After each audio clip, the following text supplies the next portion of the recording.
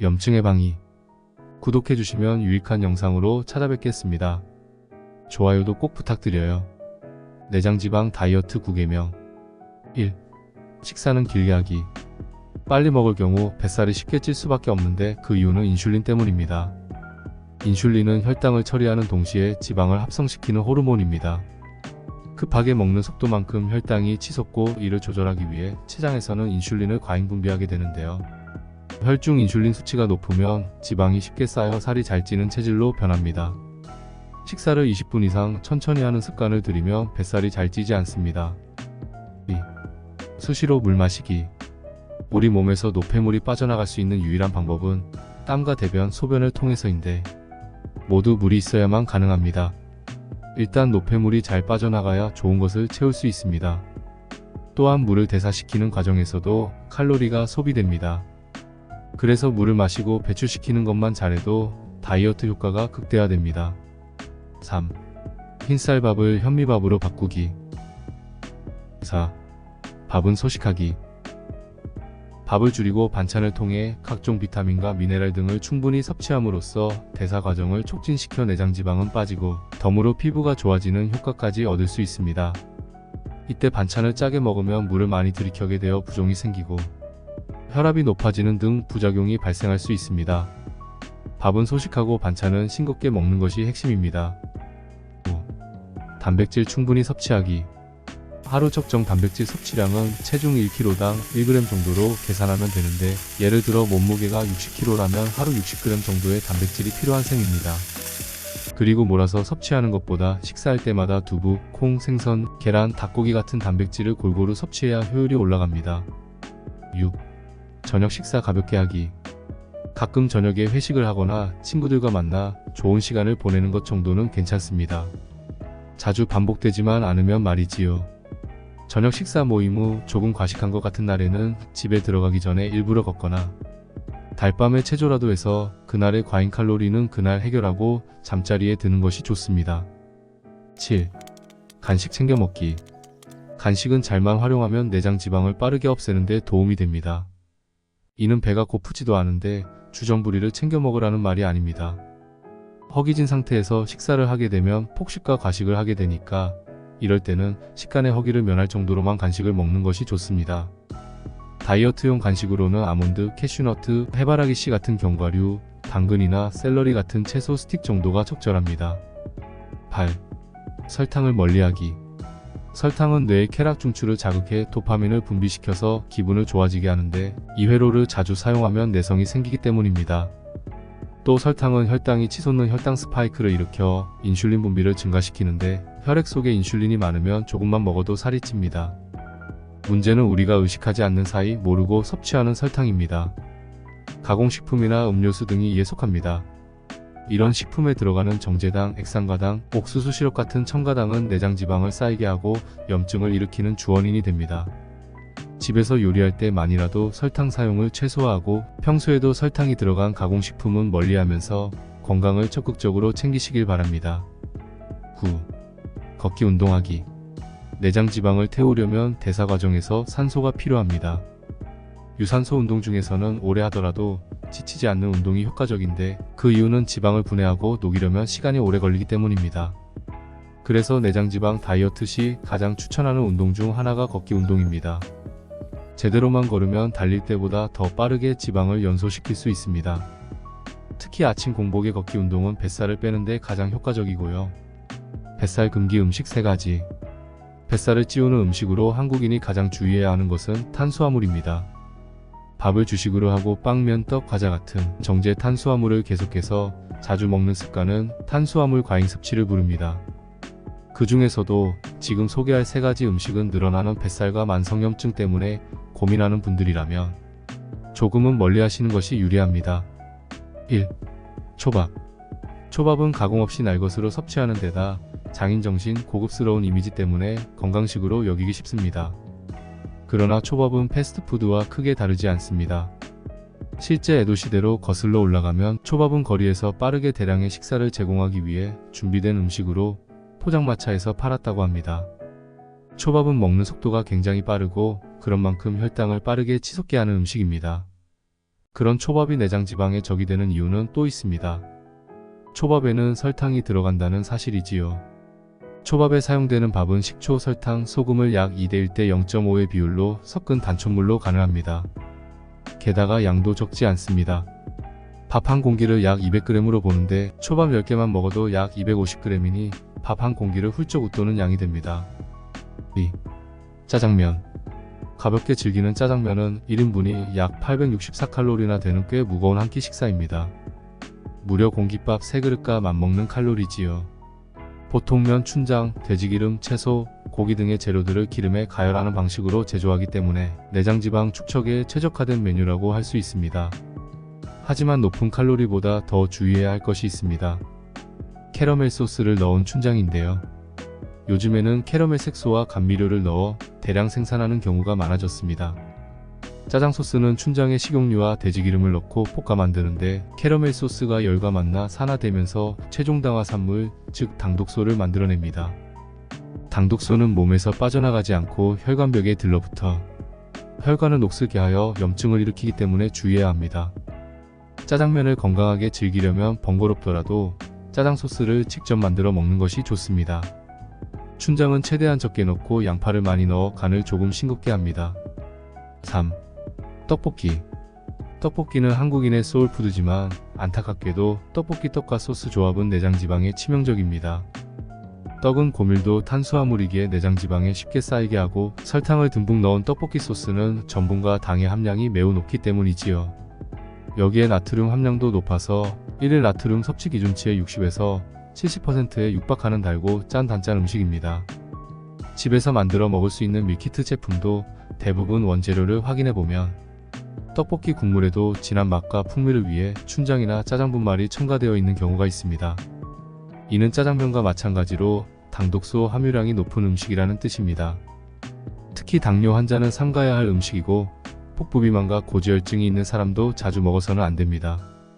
영양 간식으로 떡볶이를 먹고 싶다면 집에서 만들어 먹는 것이 가장 좋습니다. 춘장 없이 소금은 적게, 설탕은 스테비아 같은 대체당을 사용해보세요. 버섯을 듬뿍 넣는 등 단백질 재료를 추가한다면 영양도 충분히 채울 수 있겠지요.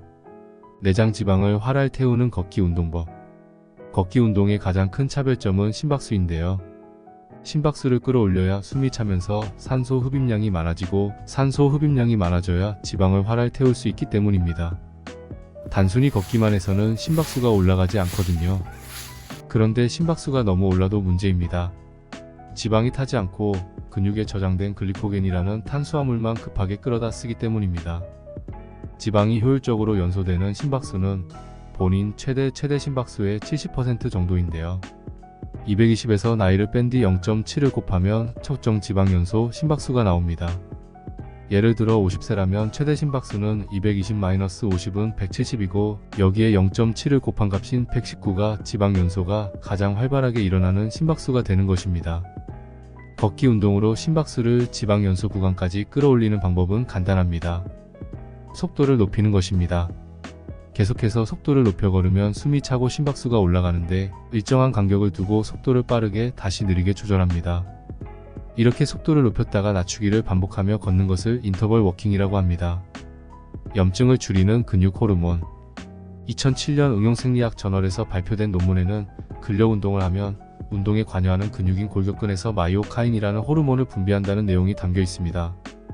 마이오카인은 근력 운동을 통해서만 활성화되는 호르몬으로 근육 주변을 비롯해 뇌, 내장지방, 무신, 췌장, 혈관, 간, 뼈, 피부 등 신체 내 다양한 장기들에 영향을 줍니다. 지금껏 알려진 마이오카인 종류만 해도 650가지가 넘는데 그중 아이리시는 백색 지방을 갈색 지방으로 바꿔 지방을 연료로 태우도록 돕고 비만과 당뇨를 예방하는 효과를 낸다고 알려져 있습니다. 그 밖에도 뇌 인지 기능에 영향을 미치는 등 다양한 역할을 가진 마이오카인이 존재합니다. 하지만 주목할 것은 면역과 염증에 관여하는 마이오카인인 인터루킨-6입니다.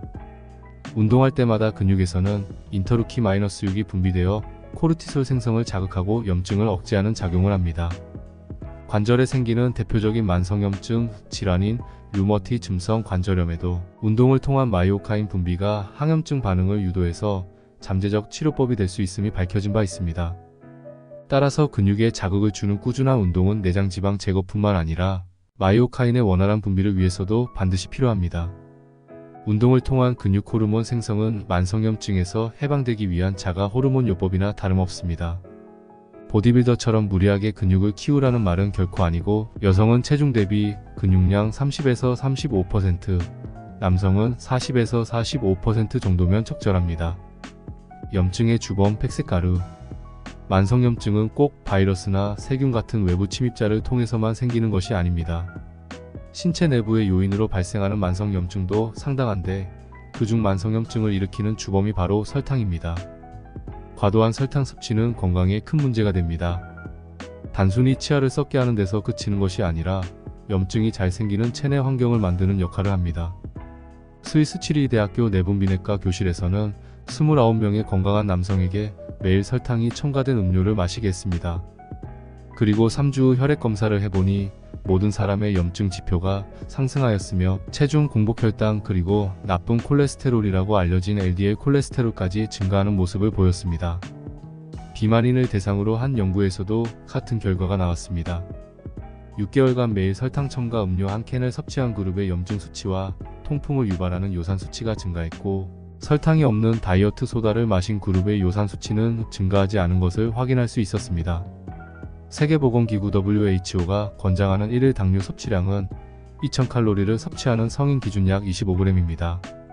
이를 각설탕 3g으로 환산하면 8개 분량인데 콜라 한 캔에는 각설탕 10개가 들어있다고 보면 됩니다.